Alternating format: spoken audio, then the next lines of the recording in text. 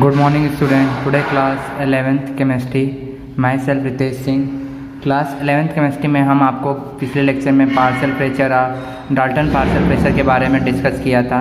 आज हमारा next topic है द लिक्विड स्टेट.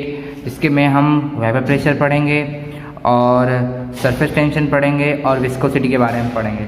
तो पहला है लिक्विड स्टेट. क्या होता है liquid state? The state of matter with definite volume and indefinite shape. मतलब कि लिक्विड स्टेट उसे कहते हैं जिसकी शेप क्या होती है, इनडिफिनिट होती है, बट वॉल्यूम क्या होता है, डिफिनिट होता है. आपने पढ़ा भी होगा सॉलिड लिक्विड गैस की प्रॉपर्टी में.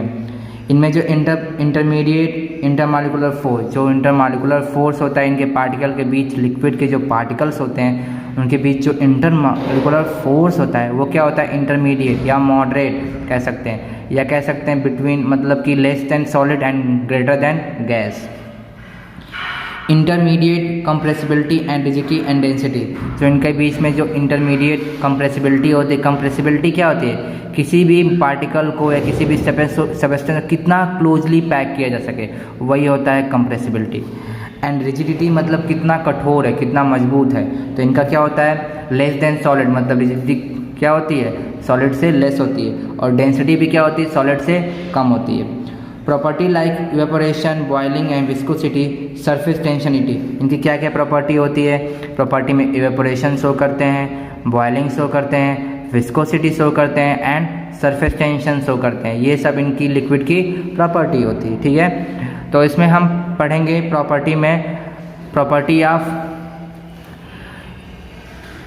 लिक्विड, जिसमें हम पहला पढ़ेंगे, जिसमें पहली प्रॉपर्टी है इवेपोरेशन एंड बॉइलिंग. तो हम पढ़ेंगे इवेपोरेशन एंड बॉइलिंग के बीच में क्या डिफरेंस होता है, इसके बारे में पढ़ेंगे. तो इवेपोरेशन क्या होता है, एक सरफेस फिनोमेना होता है. क्या होता है, सरफेस फिनोमेनन. जबकि बॉइलिंग क्या होता है, बल्क फिनोमेनन. दोनों क्या होते हैं, चेंज ऑफ, ये दोनों change of liquid into gaseous phase. मतलब जो लिक्विड स्टेट होता है वो गैसियस फेज में चला जाए तो उसे ही हम क्या कहते हैं, इवेपोरेशन या बॉइलिंग. ठीक है, इवेपोरेशन जो होता है below it's boiling point and greater than melting point. Melting point से ग्रेटर और बॉइलिंग पॉइंट से ज़्यादा. मतलब कि जो होता है, मान लो ये लिक्विड है वाटर, अगर इसको किसमें, वेपर में जाना है तो कब इवेपोरेशन शो करेगा, जब इसका लिक्विड का टेम्परेचर या जब इवेपोरेशन पार्टिसिपेट हो रहा होगा तब इसके सराउंडिंग या इसका temperature less than 100 degree Celsius हो या 0 डिग्री सेल्सियस से ज़्यादा हो. इवेपोरेशन मतलब क्या होता है, सरफेस, मतलब कि जैसे ये लिक्विड है, ये इसमें लिक्विड हमने भर दिया, इसके पार्टिकल हैं, तो क्या करते हैं, इनमें हमें हीट देना नहीं पड़ता है. ये क्या करते हैं, जो सराउंडिंग्स है इसके अराउंड गैसेस पार्टिकल हैं, तो वहाँ से क्या करते हैं, वो एनर्जी को एब्जॉर्ब कर लेते हैं. तो इनकी एनर्जी क्या हो जाती है, हायर हो जाती है. तो हायर होने का मतलब काइनेटिक एनर्जी ज़्यादा, तो ये किस में चले जाएंगे, वेपर फेज में. तो इसमें क्या, पहली सरफेस पहले एनर्जी गेट करके फिर दूसरी फिर तीसरी, तो ऐसे एक एक सरफेस निकलता रहता है. तो इसलिए इसे हम क्या कहते हैं, सरफेस फिनोमेनन. और बॉइलिंग बल्क फिनोमेनन, जैसे कि यहाँ पे मैंने लिक्विड लिया, इसमें हमने हीट प्रोवाइड कर दी, मतलब बर्नर लगा दिया. अब बॉइलिंग 100 डिग्री सेल्सियस के एबव होता है. तो यहाँ पे क्या होगा, जब एनर्जी जाएगी तो पहले इस पार्टिकल को मिलेगी एनर्जी, फिर ये क्या करेगा, इसको ट्रांसफ़र करेगा, फिर ऐसे ऐसे करते सभी पार्टिकल के पास सेम एनर्जी जब हो जाएगी तब ये क्या करेंगे, इवेपोरेट होंगे, मतलब वेपर में जाएंगे. तो इसलिए क्या, सारे पार्टिकल एक साथ वेपर हो रहे हैं, तो इसे कहते हैं बल्क फिनोमेना. ठीक है, जबकि ये क्या है, और ये कब होता है, boiling at a boiling point पे, कि होगा बॉइलिंग पॉइंट पे, एट बॉइलिंग पॉइंट पे. ये क्या होता है, काफ़ी स्लोली होता है, स्लोली. और ये क्या होता है, काफ़ी रैपिडली होता है. मतलब कि ये लॉन्ग टाइम में होगा, ये कब होगा, शॉर्ट टाइम में होगा.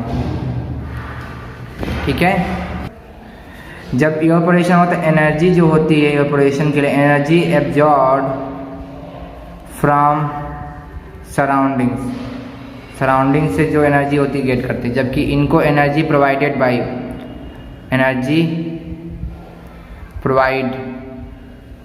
बाई एक्सटर्नल सोर्स से एनर्जी को प्रोवाइड किया जाता है। तो ये कुछ डिफरेंस है इवेपोरेशन और बॉइलिंग में, ठीक है। नेक्स्ट है हमारा वेपर प्रेशर क्या होता है? At a particular stage rate of evaporation equal to rate of condensation. एक ऐसा टेम्परेचर या एक ऐसा स्टेज वेपर प्रेशर होता है, एक ऐसा स्टेज या जब रेट ऑफ इवेपोरेशन और rate of condensation equilibrium state में आ जाए तो उसे कहते हैं वेपर। इसे क्या कहते हैं? वेपर। ऐसे मान लो ये है लिक्विड है। अब कुछ ऐसा टेम्परेचर यहाँ पे क्या होगा, वेपर फॉर्म में भी बन रहे हैं इनका और इसमें लिक्विड फॉर्म में भी आ रहे हैं कुछ एनर्जी लॉस करके, ठीक है। तो लिक्विड और दोनों एक साथ बन रहे हैं, मतलब यहाँ पे इवेपोरेशन भी हो रहा है और यहाँ पे मतलब वेपर से किस में आ रहे हैं, लिक्विड फॉर्म में, तो कंडेंसेशन भी हो रहा है। जब दोनों फेज होने लगे तो उसे हम क्या कहते हैं? वेपर। और जब ये गैसेस पार्टिकल, मान लो मैंने एक कंटेनर में मैंने इसे पैक कर दिया, तो गैसेस पार्टिकल जब यहाँ से मतलब कि जो ये वाटर है जब वेपर में चेंज होगा तो गैस बनेगा। तो जब एक गैस बनेगा तो क्या करेगा, ये वाल पे टकराएगा। तो वाल पे टकराएगा मतलब कुछ फोर्स लगाएगा, तो फोर्स कुछ यूनिट एरिया पे लगाएगा, कुछ स्पेस पे लगाएगा, कुछ जगह पे लगाएगा। तो फोर्स पर यूनिट एरिया क्या होता है? प्रेशर। तो क्या करेंगे? क्रिएट करेंगे प्रेशर। किसका करेंगे? प्रेशर क्रिएशन करेंगे, ठीक है। तो प्रेशर करेंगे और किसके द्वारा किया जा रहा है? वाटर वेपर के द्वारा। तो इसे कहते हैं वेपर प्रेशर। तो क्या होता है definition? The pressure exerted by the vapour at the stage of liquid vapour equilibrium is known as vapour pressure.